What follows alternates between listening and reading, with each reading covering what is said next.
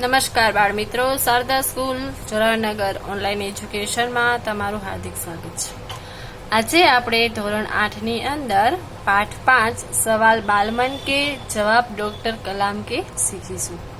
આ પાઠ ત્યારે લખાયેલો છે જ્યારે ડોક્ટર અબ્દુલ કલામ છે એ રાષ્ટ્રપતિ પદ ઉપર હતા. તેમની નાના નાના છોકરાઓ સાથે વાત કરવાની, તેમના પ્રશ્નો જાણવાની અને તેમની ઉત્તેજના પરથી તેમનો જવાબ આપવામાં તેમને ખૂબ આનંદ આવતો હતો. તે સદાય તત્પર રહેતા હતા. चलो आगे जानिए. प्रश्नोत्तरी शैली में प्रस्तुत यह साक्षात्कार डॉक्टर अबुल पाकीर जैनालाबुद्दीन अब्दुल कलाम से बच्चों की बातचीत पर आधारित है. આ પાઠ છે પ્રશ્નોત્તરી શૈલીની અંદર, એટલે એમાં આ પાઠની અંદર પ્રશ્ન પૂછવામાં આવ્યા છે. એટલે પ્રશ્નોત્તરી શૈલીની અંદર આ પાઠ આખો લખાયેલો છે. અને આ પાઠ છે એ અબ્દુલ પાકીર જૈનુલાબુદ્દીન અબ્દુલ કલામે જે ડૉક્ટર એપીજે અબ્દુલ કલામ છે તેમણે બાળકો સાથે વાત કરેલી છે તેની ઉપર આખો પાઠ છે એ આધાર રાખી છે. यह बातचीत तब संपन्न हुई थी जब डॉक्टर कलाम राष्ट्रपति पद पर आसीन थे. આ વાત ક્યારે થઈ હતી? ત્યારે તેઓ પોતે રાષ્ટ્રપતિ પદ ઉપર હતા. ये बच्चों की जिज्ञासाओं का तुरंत उत्तर देने के लिए सदैव तत्पर रहते थे. તે જે બાળકોની જે જિજ્ઞાસા વૃત્તિ હોય તેને સંતોષવા માટે તરત તે તત્પર રહેતા હતા. એ હંમેશા તૈયાર રહેતા હતા. ચાલો આપણે પાઠ જોઈએ. બાળ મિત્રો, આ ચિત્ર જો અબ્દુલ કલામની આજુબાજુ ઘણા બધા છોકરાઓ બેઠેલા દેખાય છે. આ ઉપરથી આપણે જાણી શકીએ કે અબ્દુલ કલામને છે એ છોકરા બહુ જ વહાલા હતા. પોતે રાષ્ટ્રપતિ હતા છતાં પણ તેમને એવી મોટપ હતી નહીં. છતાં તે બધા છોકરાઓ સાથે બેસીને શાંતિથી વાત કરતા એ આ ચિત્ર ઉપરથી જોઈ શકાય છે. તે એકદમ વિનમ્ર અને સરળ સ્વભાવના હતા. તે કોઈ પણ વ્યક્તિ સાથે સરળતાથી ભળી જતા હતા. આ એક એમનું વ્યક્તિત્વ છે. પ્રશ્નકર્તા આર અરવિંદ, કક્ષા 3, સેન્ટ મેટ્સ સ્કૂલ, ચેન્નાઈ. પ્રશ્નકર્તા એટલે જે પ્રશ્ન પૂછે છે તે વ્યક્તિ. તો એ કોણ છે? આર અરવિંદ. જે એનું નામ છે આર અરવિંદ. તે 3જા ધોરણની અંદર ભણે છે સેન્ટ મેડસ સ્કૂલ, ચેન્નાઈની અંદર. તે અબ્દુલ કલામને પ્રશ્ન પૂછે છે, क्या आप अपने बचपन में कोई यादगार घटना हमें सुना सकते हैं? तीसरो प्रश्न पूछे છે ડોક્ટર કલામને કે શું તમે તમારા નાનપણની કોઈ પણ એવી યાદગાર ઘટના જે તમારી સાથે ઘટી હોય તે અમને કહી શકો છો, અમને સંભળાવી શકો છો? डॉक्टर कलाम, कक्षा 5वीं के मेरे शिक्षक श्री शिव सुब्रमण्यम अय्यर की एक बात मुझे याद है. एक दिन कक्षा में वे हमें यह बता रहे थे कि पक्षी कैसे उड़ता है. उन्होंने हमें रामेश्वरम के समुद्र तट पर ले जाकर इसका जीवंत उदाहरण दिया. वह ऐसी यादगार घटना थी जो मेरे मन मस्तिष्क में हमेशा के लिए बैठ गई. इसी से मुझे आगे विज्ञान पढ़ने की प्रेरणा मिली. શું ડોક્ટર કલામ એના જવાબમાં કહે છે કે હા, કે યાદગાર ઘટના છે જે હું તમારી સાથે વર્ણવી શકું છું. કે હું જ્યારે 5મા ધોરણની અંદર ભણતો હતો ત્યારે અમારા શિક્ષક છે શિવ સુબ્રમણ્યમ અય્યર, તે છે એમની વાત છે મને યાદ છે. અમે જ્યારે ભણતા હતા ત્યારે તેમણે પક્ષીઓ કેવી રીતે ઉડે છે એ બતાવવા માટે તે અમને રામેશ્વરમના સમુદ્ર કિનારો છે ત્યાં લઈ ગયેલા અને તેમણે પક્ષીને ઉડતું દેખાડેલું, જીવંત ઉદાહરણ આપેલું કે જો પક્ષીઓ કેવી રીતે ઉડે છે. આ ઘટના છે એમની માટે યાદગાર હતી અને એના મન અને મગજની અંદર એની છાપ બેસી ગઈ હતી. એટલે તેમને આગળ વિજ્ઞાન ભણવામાં પણ તેની પ્રેરણા મળી હતી આ ઘટના ઉપરથી. પ્રશ્નકર્તા હવે બીજા વ્યક્તિ છે એ પ્રશ્ન પૂછે છે. સરયુ મકર, કક્ષા 5, વાલ્મીકી નગર હિન્દી માધ્યમિક શાળા, નાગપુર. આ પ્રશ્નકર્તા છે સરયુ મકર. જે પ્રશ્ન પૂછે છે એનું નામ છે સરયુ મકર. એ 5મા ધોરણમાં ભણે છે વાલ્મીકી નગર હિન્દી માધ્યમની શાળાની અંદર, નાગપુરની અંદર તે ભણે છે. તે અબ્દુલ કલામને પ્રશ્ન કરે છે, બચપન में हमें किस भाषा को प्रमुखता देनी चाहिए? શું કહે છે નાનપણમાં આપણે કઈ ભાષાને પ્રાથમિકતા આપવી જોઈએ? डॉक्टर कलाम से तेना जवाब रूपे कहे छे, मैंने स्वयं माध्यमिक शिक्षा तक की पढ़ाई अपनी मातृभाषा के माध्यम से ही पूरी की. कॉलेज और उससे आगे की शिक्षा अंग्रेजी माध्यम की संस्थाओं में हुई. डॉक्टर कलाम શું કહે છે કે જે મેં પોતે પણ છે એ માધ્યમિક શિક્ષણની ભણવાનું જે હોય તે માતૃભાષાની અંદર મેં ભણેલું છે અને કોલેજ અને એની આગળથી ભણવાનું છે મેં અંગ્રેજી માધ્યમમાં ભણવાનું શરૂ કરેલું. मेरा मानना है कि हम कॉलेज में भी माध्यम के रूप में मातृभाषा का चुनाव कर सकते हैं, क्योंकि युवा अपनी मातृभाषा में ही सोचता है, उसी में अपनी बात सहजता से कहने की सक्षम होता है। पर इसमें कोई भी दो राय नहीं कि वैश्विक स्तर पर संपर्क के लिए हमें अंग्रेजी जैसी एक संपर्क भाषा की नितांत आवश्यकता है। શું કહે છે? આપણે માધ્યમિક શિક્ષણ સુધી આપણે જે શિક્ષણ મેળવ્યું હોય તો એમાં પણ આપણે આપણી માતૃભાષા છે એનો આપણે પસંદગી કરી શકીએ છીએ। આપણે કોઈ પણ આપણને જે વિચાર આવે છે એ આપણી માતૃભાષામાં જ આવે છે, એટલે આપણે કોઈ પણ આપણો વિચાર, આપણી વાત કોઈ પણની કેવી હોય તો આપણે આપણી માતૃભાષામાં સરળતાથી કહી શકીએ છીએ। એમાં કોઈ બે મત નથી કે જ્યારે વૈશ્વિક સ્તર ઉપર આપણે કઈ પણ જગ્યાએ જવું હોય તો આપણે અંગ્રેજી જેવી ભાષાને આવશ્યકતા આપવી પડે છે, એટલે અંગ્રેજી ભાષા પણ શીખવી જરૂરી છે। પ્રશ્નકર્તા હર્ષ પટેલ, કક્ષા 5, ચંદુલાલ વિદ્યા મંદિર, મુંબઈ। હવે ત્રીજા પ્રશ્નકર્તા છે એનું નામ શું છે? હર્ષ પટેલ। તે 5મા ધોરણની અંદર ભણે છે। તે ચંદુલાલ વિદ્યા મંદિર, મુંબईની અંદર ભણે છે। તેમનો પ્રશ્ન છે, यदि हम आपकी तरह बनना चाहे तो हमें क्या करना चाहिए? શું કહે છે? જો અમારે તમારી જેમ બનવું હોય તો અમે શું કરી? એના જવાબ રૂપે ડॉक्टर अब्दुल कलाम જવાબમાં કહે છે, जब आप युवावस्था में कदम रखें तभी आपको जीवन में लक्ष्य निर्धारित कर लेना होगा। हमेशा कुछ बड़ा सोचो, जैसे कि यह अनुभूति हो कि आप आखिर बनना क्या चाहते हैं। અબ્દુલ કલામ જવાબના રૂપે કહે છે, જ્યારે તમે યુવાવસ્થામાં પ્રવેશો, જ્યારે તમે યુવાનીમાં પ્રવેશો ત્યારે તમે પહેલા તમારે તમારું લક્ષ્ય છે એ તમારે નક્કી કરી લેવું જોઈએ, અને હંમેશા આપણે જે લક્ષ્ય હોય એ મોટું રાખવું જોઈએ। એની ઉપરથી આપણે એ અનુભૂતિ કરી શકીએ છીએ કે આપણે છેલ્લે બનવાનું શું છે। तभी से उस दिशा में प्रयास करो और श्रम प्रारंभ कर दो। कहने का अर्थ है कि जी तोड़ मेहनत करो। ज्यों ज्यों आप आगे बढ़ोगे आपका सामना बाधाओं तथा कठिनाइयों से होगा। શું કહે છે? અત્યારથી તમે એ દિશામાં મહેનત કરવાનું ચાલુ કરી દો, એમાં પરિશ્રમ કરવાનું ચાલુ કરી દો। જો તમે જી જાનથી મહેનત કરશો તો તમે એ ક્ષેત્રમાં આગળ વધી શકશો, અને જેમ તમે આગળ વધશો તેમાં મુશ્કેલી અને કઠિનાઈઓ છે એ હંમેશા આવશે। आपको अपने अंदर दृढ़ साहस पैदा करना होगा। એટલે આપણે આપણી અંદર છે એ સાહસ છે એ જગાડવું પડશે। समस्याओं को पराजित करने में महारत हासिल करनी होगी, तभी जीवन में सफल हो पाएंगे। पहले यह जरूरी है कि आप निरंतर ज्ञान अर्जित करो। શું કહે છે? તમારે કોઈ પણ ક્ષેત્રમાં આગળ વધવું હોય તો એનો સામનો કરવાની શક્તિ છે એ તમારા અંદર હોવી જોઈએ। એમાં ઘણી બધી તકલીફ હોય અને આપણે ઘણીવાર એ ક્ષેત્રમાં હારી પણ જઈએ તો આપણે પરાજિત થઈને બેસી જવાનું નથી, પણ એને આગળ વધવાનું છે અને સતત મહેનત કરતું રહેવાનું છે। જો આપણે સતત મહેનત કરતા રહીએ તો ક્ષેત્રમાં આપણે આગળ વધી શકીએ છીએ, તો જ આપણે જીવનની અંદર સફળ થઈ શકીએ છીએ। અને સૌથી પહેલા જરૂરી એ છે કે તમે બધી બાજુથી તમારું જ્ઞાન છે એ प्राप्त करो, मेळवो। प्रश्नकर्ता चिराग जैन, कक्षा 7, बॉम्बे, केम्ब्रिज, अंधेरी, पश्चिम मुंबई। હવે ચોથા પ્રશ્નકર્તા છે એ અબ્દુલ કલામને પ્રશ્ન પૂછે છે, જેનું નામ છે ચિરાગ જૈન। તે 7મા ધોરણની અંદર ભણે છે, બોમ્બે, કેમ્બ્રિજ, અંધેરી, મુંબઈ એ સ્કૂલનું એડ્રેસ છે। તે પ્રશ્ન પૂછે છે, वह कौन सी बड़ी चुनौती है जिसका सामना हमें आज करना पड़ रहा है? શું કહે છે? એ કઈ સૌથી મોટી ચુનૌતી કઈ છે જેનો અત્યારે આપણે સામનો કરવો પડે છે? જે પડકારજનક ચુનૌતી હોય એનો અત્યારે આપણે સામનો કરીએ છીએ। ડॉक्टर कलाम જેના જવાબ રૂપે કહે છે, भारत को सन 2020 तक विकसित राष्ट्र के रूप में परिवर्तित करना और देश के 1 अरब से अधिक नागरिकों के चेहरे पर मुस्कान देना यही राष्ट्र के समक्ष सबसे बड़ी चुनौती है। ડॉक्टर कलाम જવાબ રૂપે શું કહે છે કે ભારતને 2020ની અંદર સૌથી વિકસિત રાષ્ટ્ર બનાવવું અને એમાં પરિણામો અને 1 અરબ લોકોના મોઢા ઉપર ખુશી મુસ્કાન લાવી એ જ આ રાષ્ટ્ર માટે સૌથી મોટી ચુનૌતી છે। આગળના પ્રશ્નકર્તા જોઈએ, હર્ષ ચાંડક, કક્ષા 7, ડોક્ટર એસ રાધાકૃષ્ણન વિદ્યાલય, મલાડ, મુંબઈ। બીજા પ્રશ્નકર્તાનું નામ છે હર્ષ ચાંડક। તે 7મા ધોરણની અંદર અભ્યાસ કરે છે અને ડોક્ટર એસ રાધાકૃષ્ણ વિદ્યાલયની મલાડની અંદર તેઓ ભણે છે।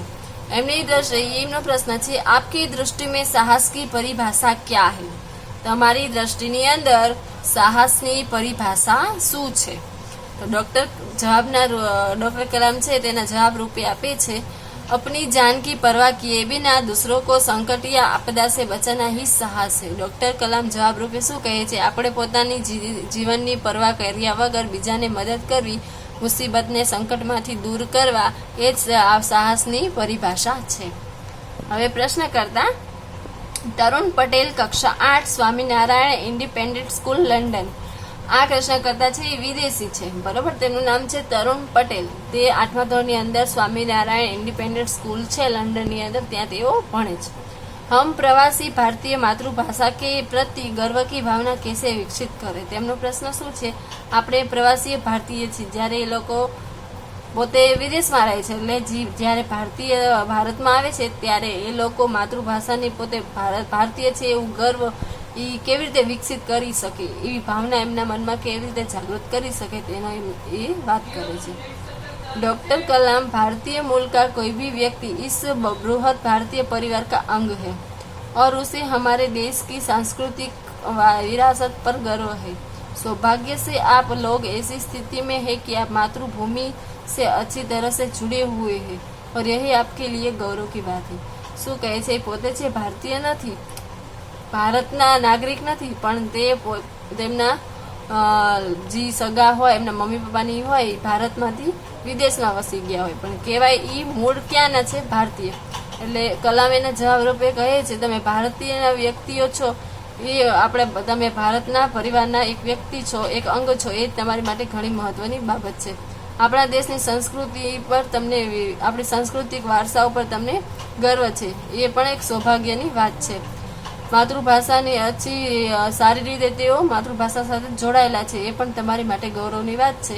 એટલે તમારે ગૌરવની ભાવના છે આવી રીતે વિકસાવી શકો છો કે તમે પોતે ભારતમાં નથી રહેવા છતાં તમને ભારતના સાંસ્કૃતિક વારસા અને તેની ભાષા ઉપર ગર્વ છે। પ્રશ્ન કરતા સત્યમ, કક્ષા 10, જિલ્લા સ્કૂલ, મુંગેર। હવે બીજા પ્રશ્ન કરતા છે, તેમનું નામ છે સત્યમ, તે 10મા ધોરણની અંદર ભણે છે, જિલ્લા સ્કૂલ મુંગેરની અંદર। તેમનો પ્રશ્ન છે, जो भी बच्चे आपसे मिलते हैं वह कहते हैं कि एक प्रसिद्ध वैज्ञानिक, इंजीनियर, डॉक्टर आदि बनना चाहते हैं, पर किसान, मजदूर और कलाकार भी किसी राष्ट्र के लिए उतने ही महत्वपूर्ण हैं। हम ऐसे ही परिवारों से आते हैं, हमारे लिए आपका क्या संदेश है? जी प्रश्नकर्ता सत्यम છે તે ડોક્ટરને અબ્દુલ કલામને પ્રશ્ન પૂછે છે કે બધા છોકરાઓ જ્યારે તમને મળે છે ત્યારે એ પોતે એક વૈજ્ઞાનિક, એક એન્જિનિયર, એક ડોક્ટર બનવા માંગતા હોય છે, પણ એવા પણ લોકો છે, એવા પણ છોકરાઓ છે જે કિસાન છે, ખેતમજૂરી કરવાવાળા છે, કલાકાર છે, એ પણ એક રાષ્ટ્ર માટે એટલા જ મહત્વપૂર્ણ છે।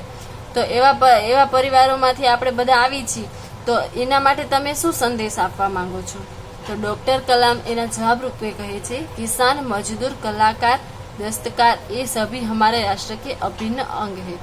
राष्ट्र निर्माण में हमें उन सभी की सेवाओं की समान रूप से दरकार है।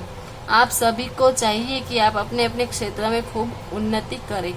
डॉक्टर कलाम एना जवाब रूपे कहे छे, खेडूत होय, मजदूर होय, कलाकार होय के दस्तार होय, कोई पण होय, ई बधा आपणा राष्ट्र माटे एक अभिन्न अंग छे।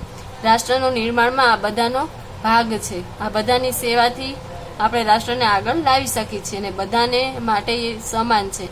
પ્રસિદ્ધ વૈજ્ઞાનિક હોય કે ખેડૂત હોય, બધા એક જ સમાન છે। આ બધાને પોતાના ક્ષેત્રની અંદર ખૂબ જ ઉન્નતિ કરે એવું હું માનું છું। પ્રશ્નકર્તા રોહિત ચતુર્વેદી, કક્ષા 11, ઇસ્લામિયા ઇન્ટર કોલેજ, ઇટાવા। આ પ્રશ્નકર્તા છે એ ધોરણ 11ની અંદર ભણે છે। તેમનું નામ છે રોહિત ચતુર્વેદી, તે ઇસ્લામિયા ઇન્ટર કોલેજ ઇટાવામાં ભણે છે। एमनो प्रश्न है, आप कहते हैं कि भारत 2020 तक विकसित राष्ट्र बन जाएगा, पर निरंतर बढ़ती जनसंख्या और बेरोजगारी इसे संभव होने देगी।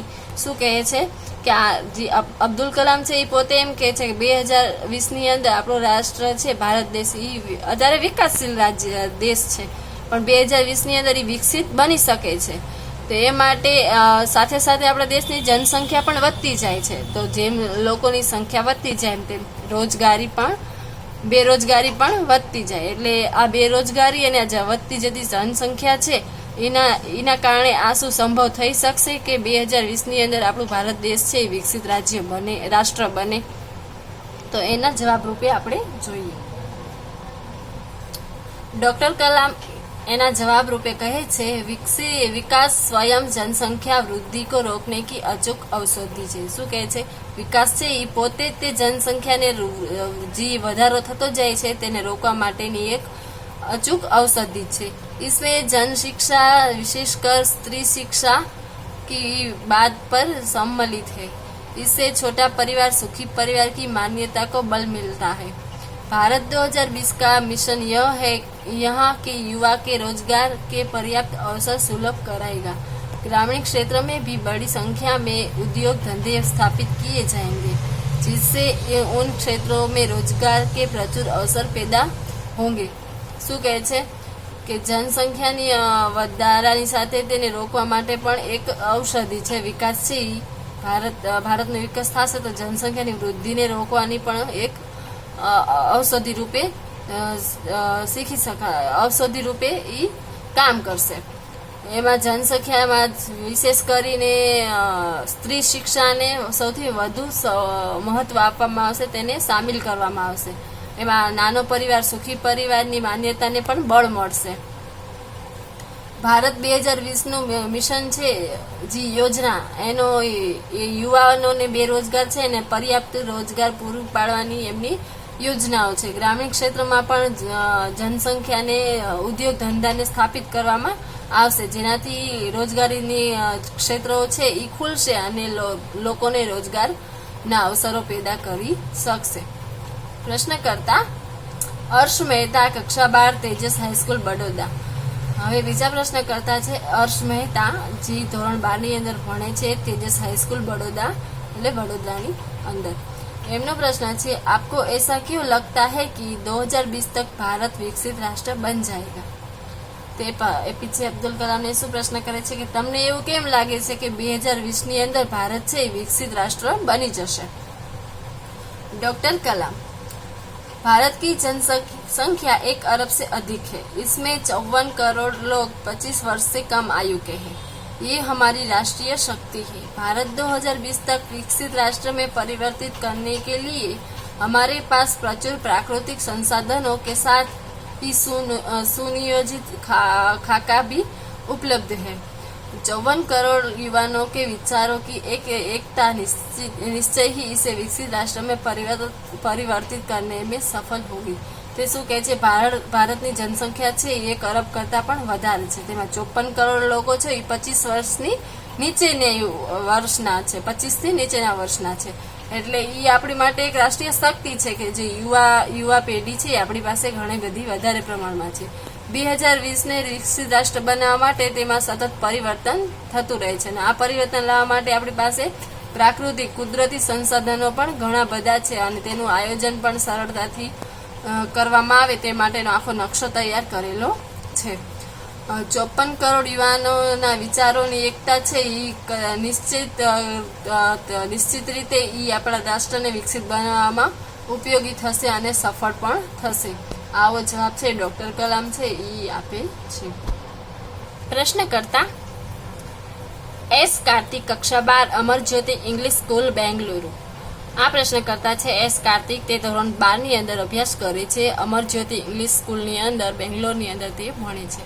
તેમનો પ્રશ્ન છે, कई छात्रों के बड़े बड़े लक्ष्य होते हैं पर आर्थिक तथा अन्य समस्याओं के कारण वे उन्हें प्राप्त नहीं कर पाते. वे अपना लक्ष्य आखिर कैसे प्राप्त करे? તેમનો પ્રશ્ન શું છે? ઘણા બધા વિદ્યાર્થીઓ હોય એના મોટા મોટા લક્ષ્ય હોય છે પણ પરિસ્થિતિ એવી થઈ જાય કે આર્થિક અથવા બીજી અન્ય કઈ સમસ્યાના કારણે તેઓ છે એ કરી શકતા નથી, એ પોતાના લક્ષ્ય સુધી પહોંચી શકતા નથી. તો આવા લોકો છે એ પોતાનો લક્ષ્ય પ્રાપ્ત કરવા માટે શું કરે?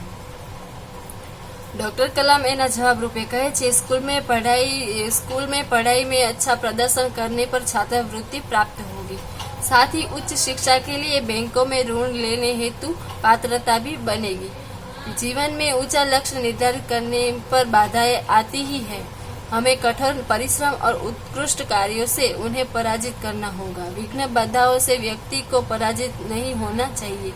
डॉक्टर कलाम एना जवाब रूपे कहे छे के આપણે પોતાનું લક્ષ્ય પ્રાપ્ત કરવું હોય તો આપણે સ્કૂલની અંદર જ ભણવામાં સારું એવું પ્રદર્શન કરવું પડશે. જો સારી રીતે આપણે ભણતા હશું, હોશિયાર હશું, તો આપણને શિષ્યવૃત્તિ પણ એમાં મળે છે.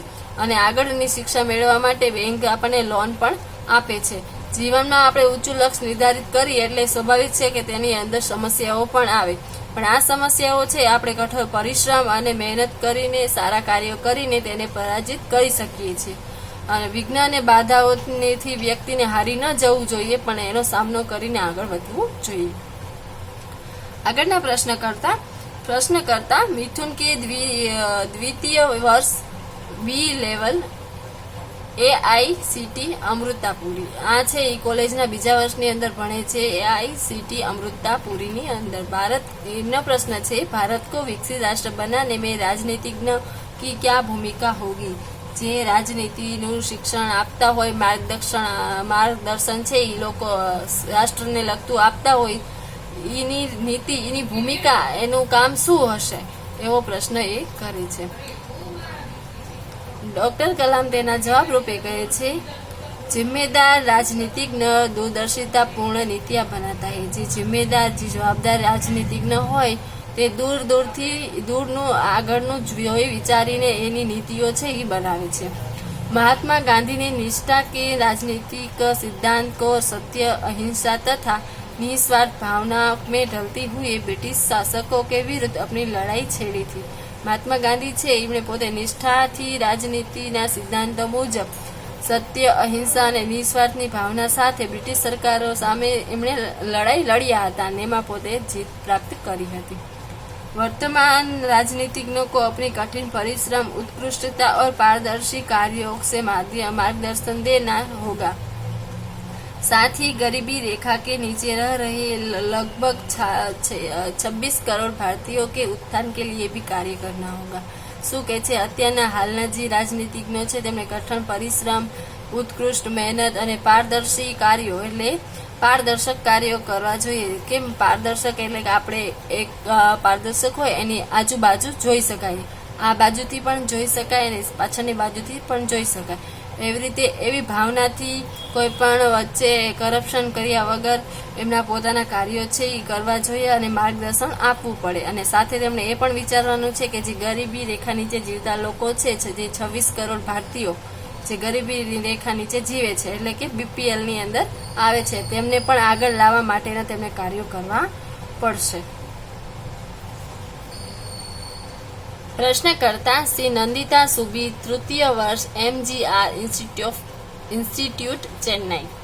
હવે બીજા પ્રશ્નકર્તા છે શ્રી નંદિતા સુબી, જે કોલેજના ત્રીજા વર્ષની અંદર MGR ઇન્સ્ટિટ્યૂટની અંદર ભણે છે ચેન્નાઈમાં. તેમનો પ્રશ્ન છે, रक्षा की दृष्टि से विजन 2020 का